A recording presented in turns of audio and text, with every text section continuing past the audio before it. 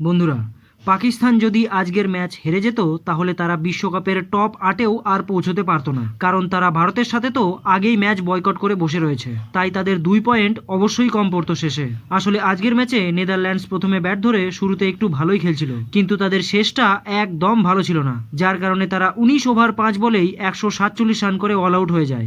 Netherlands এক সময় 15 over 5 বলে মাত্র 4 উইকেট হারিয়ে 127 রানে পৌঁছেছিল। সেই নেদারল্যান্ডসের টিম শেষে গিয়ে 20 ওভার না খেলেই এত কম রানেই অল আউট হয়ে যায়, যার কারণে পাকিস্তানের জেতার জন্য প্রয়োজন ছিল মাত্র 148 রানের। তারপর পাকিস্তান চেস করতে এসে তাদের শুরুটা তো ভালোই করে, কিন্তু হঠাৎ করে তাদের ওপেনাররা যখন আউট হয় তখন পাকিস্তানের প্রত্যেকটি প্লেয়ার মাঠে আসছিল আর আউট হয়ে প্যাভিলিয়নে ফিরে যাচ্ছিল।